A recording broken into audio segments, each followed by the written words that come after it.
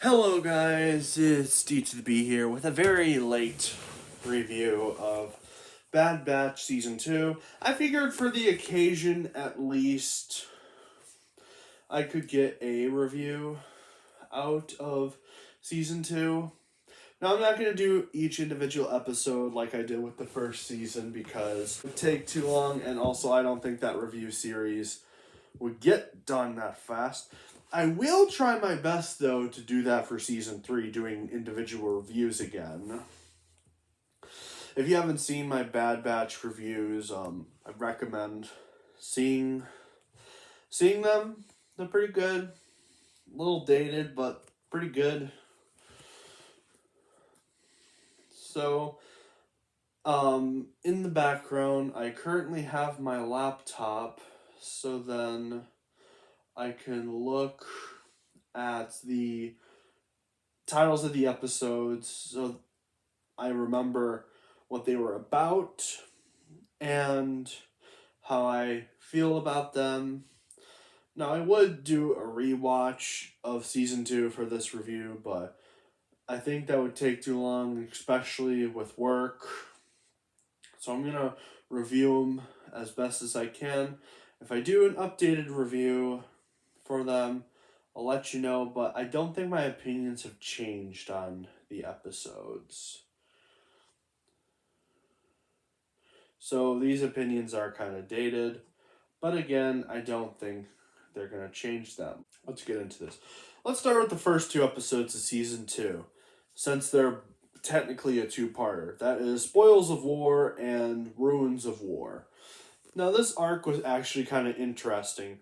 Not great. I feel like Bad Batch Season 2 could have had a better opening, but this was not a bad concept, at least. So basically the concept of the first episode is the Bad Batch is still doing Sid's dirty work and grabbing things for her to sell, so then the Bad Batch gets credits. But then they find out from Sid that the Imperials are going through Count Dooku's old mansion on his home world and taking items from there, including his inheritance, which he got from his family, and then also the Clone Wars. And Sid says this is the chance for you guys to be truly free, which Hunter argues we're already free, and Sid finds that hilarious. So the Bad Batch decide to go to, I think it's Solano, if I'm remembering right, Count Dooku's homeworld. I'll have to look at the episode again and see if that's right. They go to the planet, and they have to sneak the treasure before the Imperials show up, which doesn't go well, unfortunately. They grab a crate, but it's in the middle of takeoff, and the other half of the Bad Batch is on the ground and not the ship that it's in, because the Imperials are transferring all the riches from the ship, and Tech, Omega, and I think Echo are the ones grabbing the chest, and Tech, Omega, and Echo get trapped in the ship. It takes off, and then part 2, the Ruins of War, basically takes place after the last episode, and they manage to detach the crates that the treasures are in, or all the items that are in, and in the process, Tech injures his leg, which he is limping, where they meet this old guy, which I don't remember who he was, and he basically explains that Count Dooku got his riches from taking resources from their planet, which is a possibility, but that I've read, I know it's not canon to Disney canon, even though it would fit perfectly in Disney canon, knowing that there's Clone Wars references. Count Dooku mentions that he was never really a part of his family. Like, he knew about them, but he didn't get involved until he left the Jedi Order. So it's a little confusing, but I don't know. It just feels like it's a little off, but granted, at the same time, war can change people, but it still feels a little bit off. And they fail to get the riches, and they have to return back to Sid and do their stuff. Sorry. Alright, let's get to episode 3. I love this episode. It's another Imperial-based episode, and I am actually loving those. I wish they would do more of them, but at least the good news is they did more than Season 1 did. Because in Season 1, we only got one Imperial perspective episode. If I'm not mistaken, we have, I think, 3 or 4. I'm just going to have to go through the list. As I said, I have Disney Plus in the background pulled up so that I remember what happened. So basically this episode, Crosshair is assigned on a special mission to a separatist, a separatist-led planet, and he is put on the task force of, you guessed it, Commander Cody, which, to my knowledge, even in the expanded universe, until now, Commander Cody we didn't know what happened to Commander Cody after Order 66.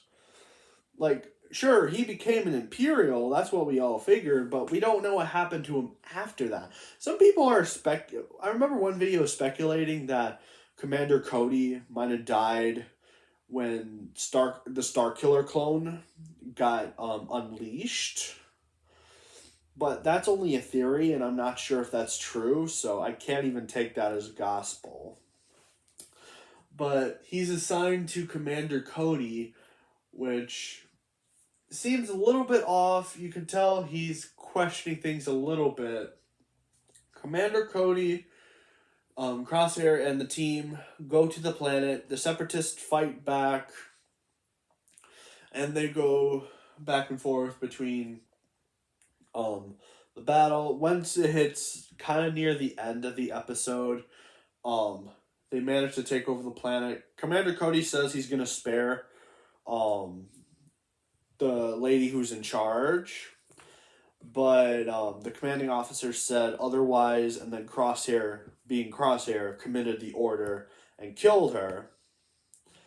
And then near the end of the episode, we find out that Commander Cody left his post and is out there somewhere. So one thing I'm hoping in Season 3, and not a Disney tie-in book, because Disney tie-in books suck, is I'm hoping we get to find out what happened to Commander Cody after that. Like, did he die or something like that? I did hear that there was a Rebels episode where Commander Cody and Captain Rex were going to meet in different circumstances, where he finds out that Commander Cody became an Imperial stormtrooper and they would have had an interaction, which would have been nice, but we never got that. Hopefully we'll get something like that, but in different circumstances than that concept. That would have been a good episode, though. I would have paid to see that. Alright. Now we're into the episode Faster. Faster I actually liked. Yes, it was a dumb racing episode, but I liked it. It was a good episode for Tech. Some people say he got a little bit expanded in that episode, and I somewhat agree with that. I do agree with it, but again, it's a racing episode, nothing that special. Basically the plot of the episode is Sid has this droid she's bidding on, But in the process, the droid gets destroyed, and Tech takes the lead in the race, and he's so good at racing because he's so smart and he's viewing it in a mathematical type of situation, which is interesting.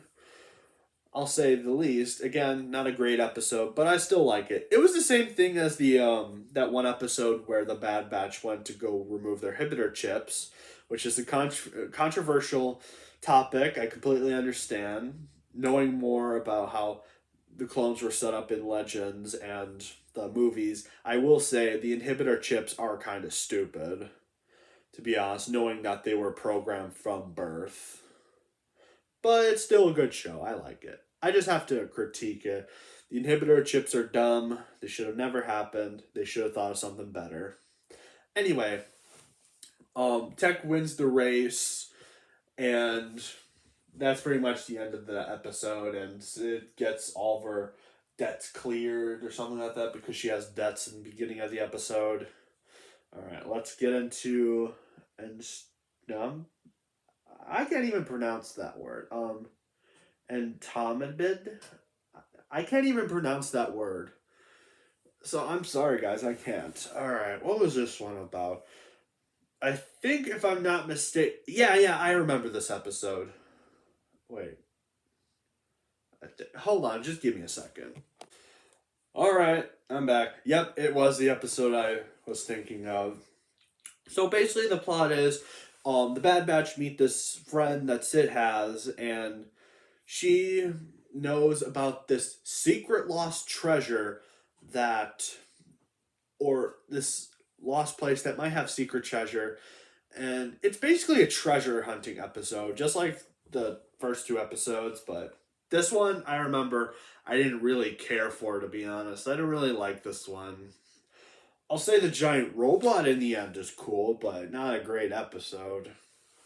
So they basically go through this temple, and they have to go through these maps there in the temple, puzzles, basically all that treasure hunting stuff or lost tomb stuff. They eventually find the item they're looking for, which turns out to be an activating device for some sort of species in Star Wars, where they had super destructive weapons. Now, for some reason, even though I never played these games, I heard the first one's pretty good. I don't know anything about the second one. But the robot, which is actually in the trailer, reminds me of a robot in the video game Horizon for some reason. I don't know if they intentionally based it off this or it was unintentional. I'm guessing intentional to spike some hype or something like that. I don't know. Just knowing Disney, it's a possibility. And they have to take the treasure. Well, I think they have to destroy it. Hold on. Okay, I just rewatched the episode. It's the item that they are looking for. They grab it, but then removing the treasure from the robot reactivated it, and then they had to put the treasure back in to stop the robot because it was destroying everything in its path. And putting the key back in while the robot was firing or something like that, the key began to melt and the robot started to destroy itself. Who knows where this thing came from, but it was a cool robot at least. Not a great episode. As I said, I really didn't care for this one. But unfortunately, we're going to get that in a lot of episodes in this season are going to be like that. I'm hoping, even though I've lost hope in Disney Star Wars completely, I'm hoping that Bad Batch Season 3 is better. Or at least more tolerable than Season 2 was. Season 2 wasn't bad, but felt a bit of a downgrade. And Bad Batch has been okay for a show. Alright. Okay, this one I do remember liking. Alright, so this is the episode Tribe. So, the episode opens up with a mission in progress from the Bad Batch. And they meet up with this Wookiee, and sorry, I'm trying to think. They meet up with this little Wookiee child. I know you know where I'm going with this. And the Imperials come in, or some sort of... No, they were bounty hunters, I remember. The bounty hunters came in, or guild, I don't care. Some sort of people came in, and we find out that this Wookiee is like a treasure or a prisoner, and then we find out that it is Jedi Master Gucci, which was the little Wookiee Jedi from the Clone Wars, that one Clone Wars episode. And they're trying to figure out the best place to put Gucci in. Or Gunji. I don't remember the name of the character. But you know who I'm talking about. But they decide to take him to Kashyyyk, and we also find out some details about the Jedi and how Gucci doesn't remember where he came from or much about his home world because of how young he was taken at a young age, which is a concept that should have been more explored in Star Wars. I actually kind of like that it's been explored in Star Wars a little bit. Bad Batch explored it, even though I hate the show. Kenobi went into it. Like the one good scene in the Kenobi series where he explains that he doesn't remember much about his life. Too bad the show was garbage. Anyway, they go to Kashyyyk and they find the Wookiee and they find Gucci and they invite him and the Bad Batch over for dinner, which of course Wrecker is completely in for. And they're having a good time.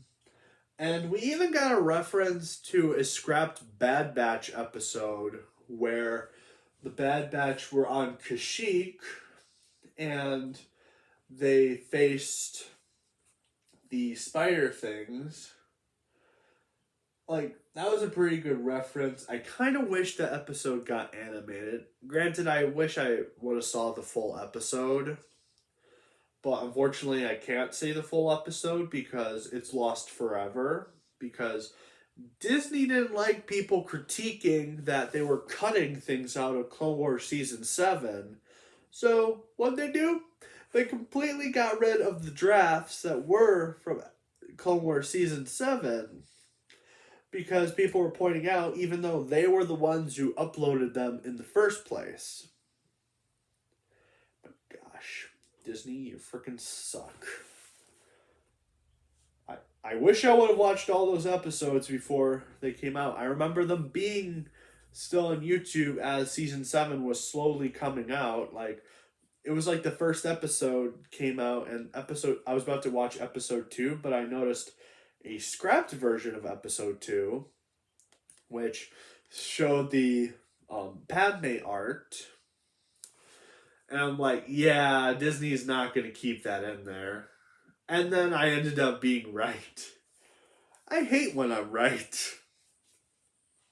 Sometimes. Anyway, continuing on. Then a bunch of what's their name? They're Bosks. Hold on. What is Bosk's species in Star Wars?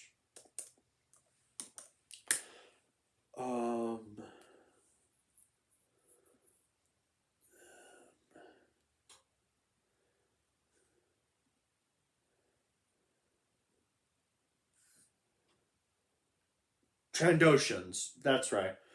I couldn't remember. They're Trandoshans.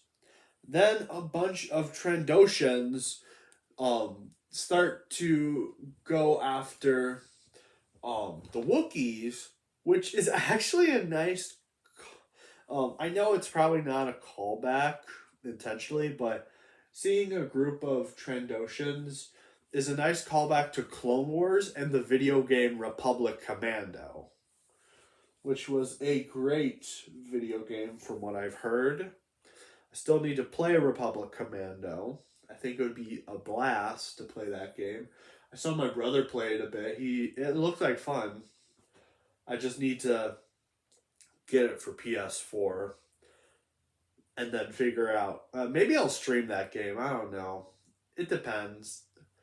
I'll see what people would want me to do with that game if they want gameplays or me to stream it. Anyway, the Trandoshans come in. The Wookiees, Bad Batch, and Gucci fight the Trandoshans. They win. The Bad Batch and Gucci go their own separate ways, and that's the episode. I'm just waiting for my friend as I'm recording this, so. No, that doesn't matter. I'm going to cut that because it doesn't matter. You're not going to see my face anyway.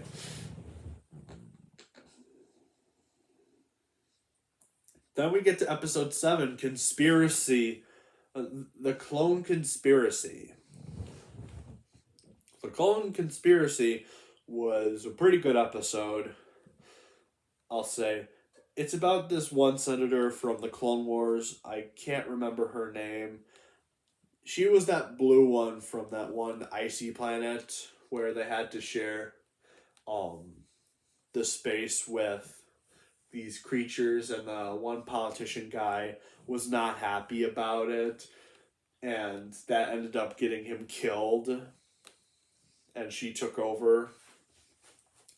So she is advocating for the clones to have more rights, and no, that's not how it opens up. So it opens up with a bar, and these two clones are chatting. One clone has went completely defective and is running from the Imperials, and he meets up with I'm really trying to remember this episode without rewatching it. I want to see how far I can get down with this episode. So he goes out spewing a bunch of anti-imperial stuff, and knowing how these kind of regimes work, he ends up being assassinated by an Imperial for saying negative things in secrets, and the other clone is scared out of his mind with the info that was given to him, and at some point, the senator that I was talking about earlier and him meet up, and he gives her the info, and then he's assassinated himself, and the guy tries to assassinate the senator, but Captain Rex is there to stop them, stop the clone trooper. As we find out, it was these cool guys, and I actually kind of liked the setup of the suit for these guys. I thought this guy was going to be a bounty hunter, but then it was a twist. It was a clone. And then I see they took something from The Mandalorian and did the electric pill from that one episode in Mandalorian Season 2.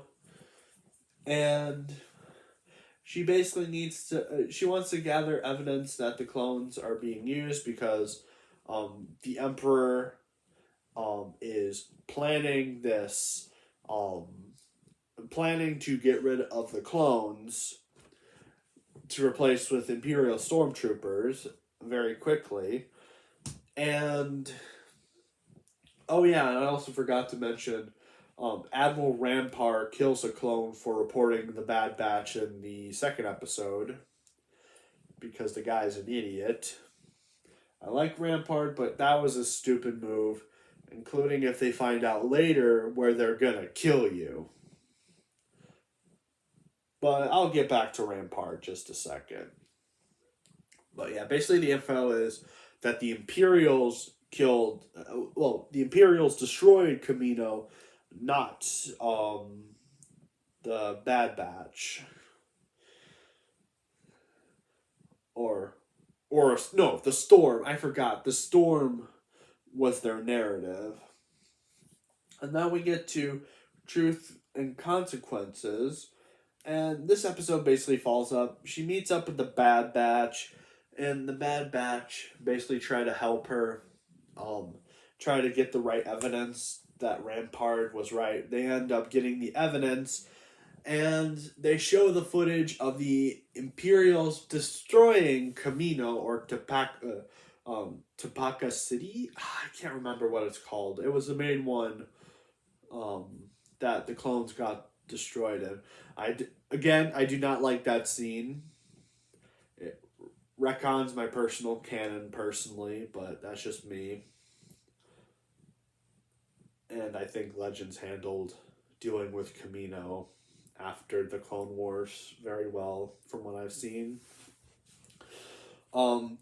They show the footage of it getting destroyed, and the Emperor comes in a dramatic entrance, and basically with all the shown evidence twists the narrative, blaming it on Rampart, even though it was the Emperor's orders.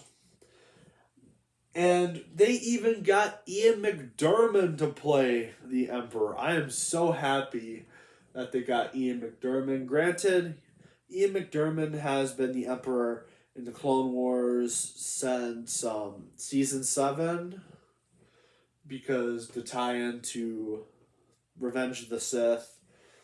And then they actually got Ian McDiarmid with some original dialogue in Season 2, which was pretty nice. And it seems like Ian McDiarmid's coming back as the Emperor in Season 3, which, thank goodness. Because I know a different guy voiced him in the Clone Wars. I actually find it awesome that they brought Ian McDiarmid for the final season of Clone Wars and Bad Batch Season 1 and 2. Alright. And they basically lose. That's the whole episode. And then we're on episode 9, The Crossing. Hold on, I don't remember this episode. Okay, I remember this episode. So, The Crossing, basically what happens is the Bad Batch are retrieving an item for Sid, and they get robbed of their ship for a whole episode, and they basically have to go exploring through the caves, explore the planet because they're looking for their ship, and they get lost at some point, and they discover this cave with some mystical item that I can't remember. I didn't really care for this episode, really. This episode was boring, so I don't really care. Then the second episode, we find out who stole the ship. It was some kid, because on their planet, they rely on this one big guy to basically feed them as much as possible, but they have this hierarchy where the one who gets the most work done gets to eat the most, which motivates the other workers to work as hard as they can.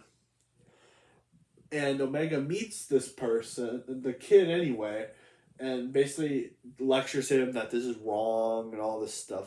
She's too hopeful for me. That's why I don't like Omega. She's too hopeful. Like, having someone who's hopeful, like Luke, is fine, but Luke, at some point, like, even though he believed in hope and wanted to redeem his father, like, at least he wasn't, like, happy, rainbow sunshine hopeful.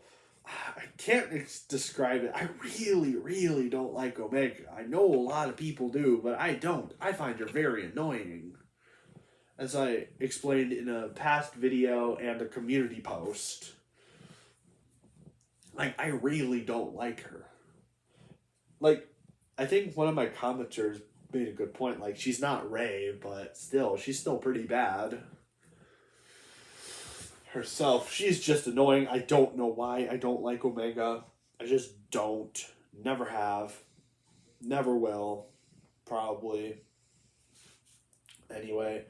And they, the kid and Omega discover that the hierarchy, the guy who's in charge of the hierarchy and his second command, have been secretly feeding themselves. And that's why his second in command gets the most food, is because he's eating and he has the strength to do it. So basically, it's an overthrowing episode, and they win, and blah blah blah. Again, not a great episode. Now let's get into episode 11.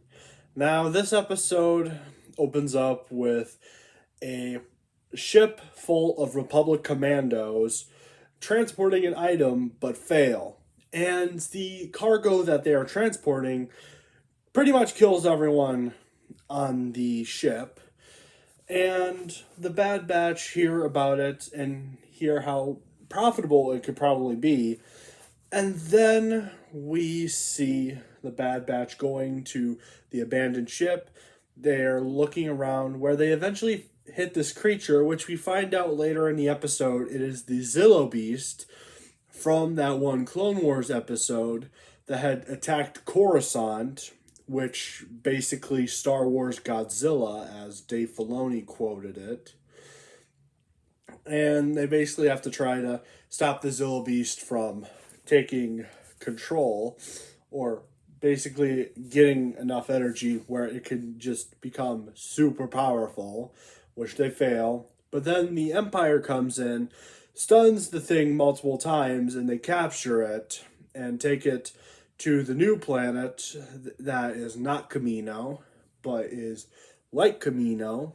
I forget what it's called, which I don't have a problem with multiple cloning worlds in Star Wars. I remember in the Thrawn trilogy, there was a planet that wasn't Kamino that the Emperor used to clone people or other things.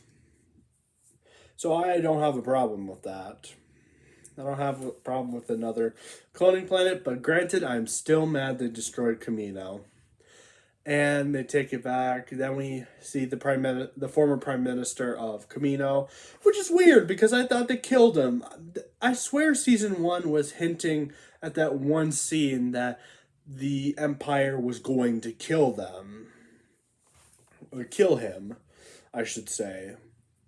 Because that's what it felt like. Because after that one scene, we never saw him again, but now he's just alive. And the scientists of the new cloning planet want to use him so then they could have this one lady, the one who cloned and cared for Omega, to clone, but of course the former prime minister of Kamino says that you need to grab Omega before she starts cloning, which will lead into a whole thing.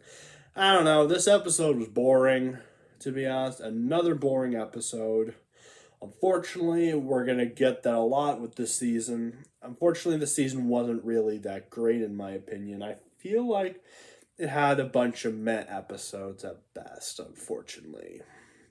Alright, let's move on to episode 12. Outpost. So basically, it's another Imperial Perspective episode. Good start. And this episode is about Crosshair meeting this one guy. What's his name? Mayday. Mayday's the name of the clone. I forgot. It's been a while since I watched the episode, but I really did enjoy this episode. And I remember talking to my friend Gollum after I finished the episode. I remember our chats. He said, have you watched this episode yet? He's like, no, I still need to watch it. He's like, watch it. So I watched the episode, and it was really good. I actually liked this episode. So basically what happens in the episode, Crosshair, as I said, is placed on this battalion, which is led by Mayday, who is this clone that's been on this post for a while. And Crosshair and Mayday's team is placed to find a package which had been stolen or lost at some point. And of course, Mayday's team dies, and it's just Crosshair and Mayday. And they find out what the package is. It's for TK troopers. I think that's what they're called. The new the early version of the stormtroopers. Which, funny enough, I found out that the TK troopers are actually based off concept art from the original trilogy for the stormtroopers, which is actually a nice attention to detail. I'll give credit where credit is due. And Mayday and Crosshair has to survive, which takes them a while to get back to the base. And by the time they get back to the base, Mayday dies, which was so sad because I actually liked Mayday from that one episode we got from him. They did a really good job developing Mayday. And Crosshair kills the guy because the Imperial officer that he was under, because they could have saved Mayday, but he said he was not worth the scraps or anything like something like that. Mayday dies from his injuries, and Crosshair shoots at him like, yes, thank you. And then he gets arrested because that's how it goes in these kind of regimes. Then we get to episode 13, Paba. And basically the episode takes place on this mission, and they discover this planet that is completely peaceful and has no Imperial control whatsoever. And the Bad Batch and Omega are kind of considering staying here so they can have a peaceful life. Of course, then they have a huge water storm or something like that. I think it's called a hurricane, and most of their stuff are lost. The mayor or something like that still has the consideration, but they still need to do their thing. Oh, and also at some point, Echo leaves the team to go find other clone survivors with Captain Rex. I think that was the episode where they turned the tides, where the Emperor switched the narrative. And hopefully that music doesn't get into the video. I don't want to get in trouble with copyright. My mom's just listening to music full blast downstairs. Anyway,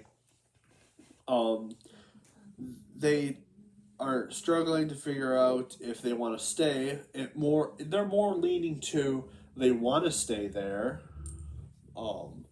Then we get to episode 14, The Tipping Point, which is a Crosshair-centered episode. And this new Imperial officer who took Rampart's job has the idea of indoctrination. Now, knowing the fact that the clones are technically already indoctrinated in the movies kind of makes it a little stupid, but it's a fine episode. Basically, Crosshair does everything he can to try to escape, but fails every single time. And can't think. I'll probably edit it where it says where I want. He basically tries escaping and he fails every single time. And at some point, Crosshair manages to send a signal to the Bad Batch, which will give them the idea to save Crosshair and get them out of there. So then we go to the summit. We're getting close to the end. And I have some words for the end, which I'm going to get into in a bit. So, episode 15, The Summit. Basically, it takes place where the last episode ended, Bad Batch decide to go and get Crosshair from where he's hiding or where they're keeping him, and they tried to attack this Imperial base that is also there, so they can get rid of like Grand Moff Tarkin and all the higher ups. Which we get a meeting with them. We see Grand Moff Tarkin. We see Director Krennic from Rogue One, which was actually a nice surprise. I did not expect them to throw Director Krennic into this movie. I mean, the episode, because I don't know. I just didn't expect that. But it is nice to see him. Yes, he didn't have that much of a presence in the episode, but it was nice to see him at least. They basically have a debate. The Bad Batch are about to do what they need to do. Oh, I made a mistake. The Bad Batch were just there to find out where Crosshairs was, but Saw Gerrera and his team, they want to destroy the base so they can get rid of all the higher ups, which ends up failing, and the episode ends off with a cliffhanger with the train that they were a part of splitting apart because Saw Gerrera and his team were being selfless. No, wait, what's the other word? They were basically thinking about themselves and getting rid of the Imperials instead of the Bad Batch's family member who is trapped at the moment. Now we get to episode 16, the final episode of the Bad Batch. And it basically takes place, the train is collapsing, and Tech is in the the train is having issues moving because of Saw Gerrera's stupidity in this one arc, and Tech is in this situation where he could die, and in any sort of situation, and there's no way to help him. So then we get the most unexpected thing in the show. Tech dies. I didn't expect Tech to die first. I thought they were going to kill Wrecker first, then Tech, because we know the Bad Batch has to die because the Bad Batch wasn't in Rebels. Granted, they didn't touch the Bad Batch because they were a part of the lost episodes that never got touched, so I can see why they weren't in Rebels. So, unless you're going to pull some really, really stupid stuff, you have to kill the Bad Batch. As much as I want them to survive, the Bad Batch have to die because they're not in Rebels. And Tech dies by shooting part of the train that's holding the two pieces together. It falls. Now I'm going to get into this topic. People are saying, oh, Tech is alive, and they're going to do it. I'm just going to say, no. Disney, do not listen to them. Keep Tech dead.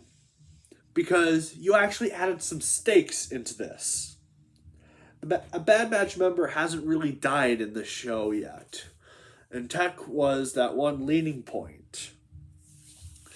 And also, how they kill Tech, there is no way he could survive.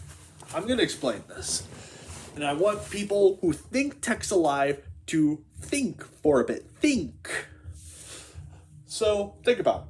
So, the train is really high, and Tech is, let's say, near, like, hanging, but if he shoots the thing, which he did, he would fall from the distance. So, you see, from a high distance like that, rocks or not, he would die because an object falling to that maximum of speed would instantly die. Or if it's car or anything else, it would probably explode or shatter into pieces. But then I'm also gonna bring this up.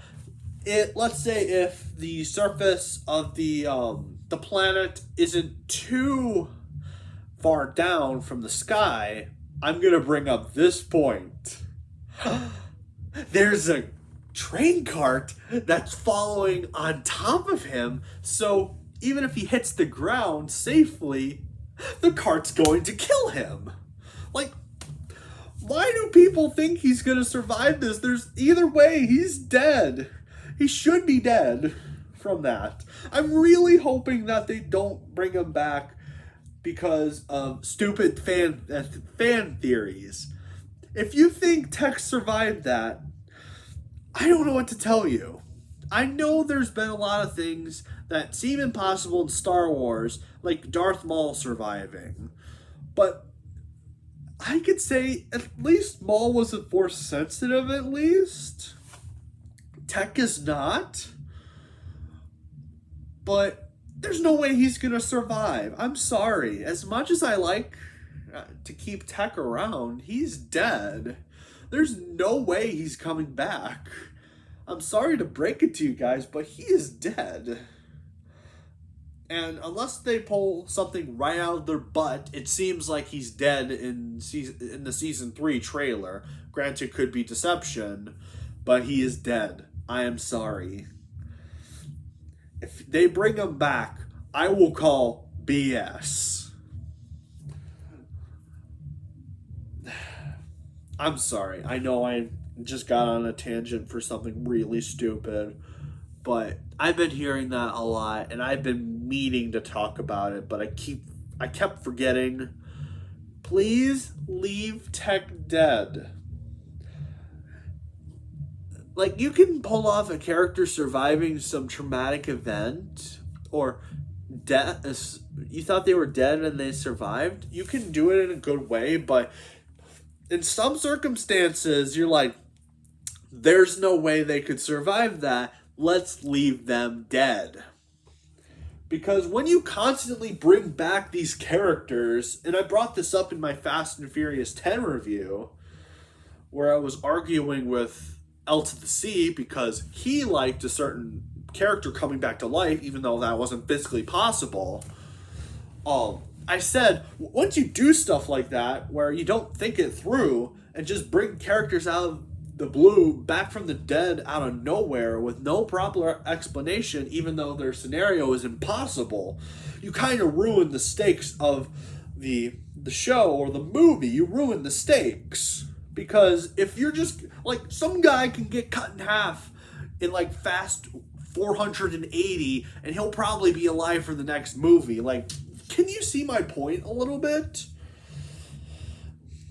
Like, that's my point. You can have characters that survive death, like, as a plot twist, as long as you think it through, but then there's certain scenarios, like, there's no way this would be possible, like, Tech's situation, so it's not. I'm sorry. I'm sorry I got in this tangent, but it's been something that's been bugging me lately. It's so dumb, and I wish they would stop and think things through before they do them.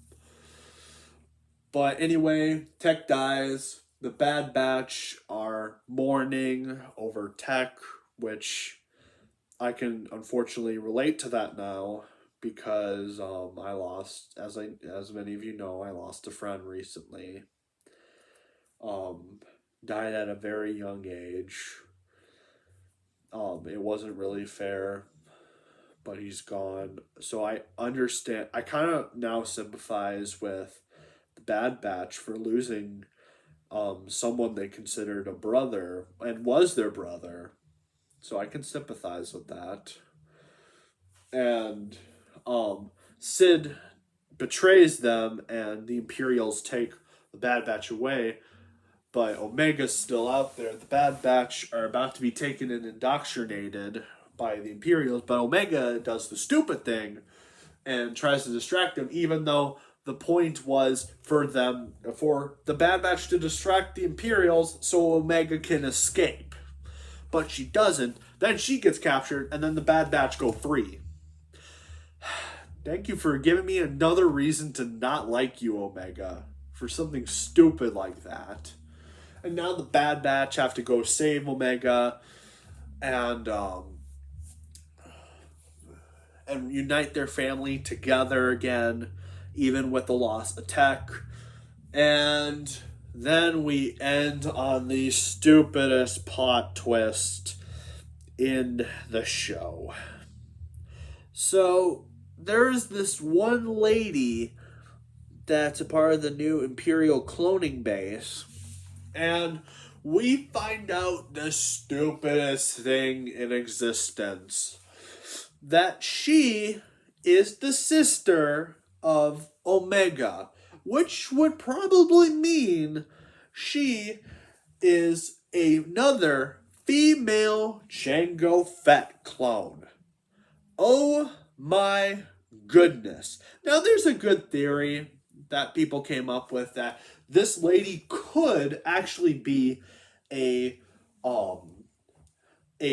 lost child of Jango Fett, a child that Jango might have abandoned, which is nothing new to Star Wars. In Legends, from what I've heard, Jango Fett had a previous family with someone else, and at some point, Boba Fett and Jango's previous child meet at some point, and they get along at some point in the arc. I need to read that because that actually does sound interesting. I guess that's the only way to explain it, but if it's confirmed in the show, I had to say that was the stupidest ending that I had found in the show. She doesn't even look like Omega. How is she? I'm not going to get into it. I'll wait until season 3. I'm hoping season 3 improves some things. I liked season 2, but again, it wasn't perfect, and there were a couple stupid things in the show, knowing Disney. Some people would argue Dave Filoni as well, but I'm not going to get into that. Dave Filoni's kind of a controversial thing, and I mostly understand both sides of the argument, but I'm not going to get into that. But yeah, what would I have to rate Bad Batch Season 2 as a whole? I'd say maybe a 7 out of 10. Like, it's good, but not that good. Or maybe a 6. I don't know. Actually, I'm going to go with the 6 out of 10. There are some arcs that could have done better. And I'm really hoping season 3 is good. And you're probably wondering, how do you feel about Ventress? I don't know yet. I don't like how they brought her back because I was interested in the tie-in book that was for the Clone Wars, which was a scrapped arc from the Clone Wars where Ventress and Quinlan's boss became a thing, and Ventress dies in that book. I was interested in reading that at some point, but now I'm just like, do I even bother with it now that it's been retconned? And it's even the same design that it was in that scrapped Clone Wars arc, so yeah. I'll probably still read the book at some point, but yeah, that's basically all I have to say. Anyway, what do you think of Bad Batch Season 2? Did you like it, or did you think it was meh like me? Or even if you hated it, which is fine. I can understand if not everyone's for the Bad Batch. That's your personal opinion. I'm willing to hear what you have to say. And have a nice day, everyone.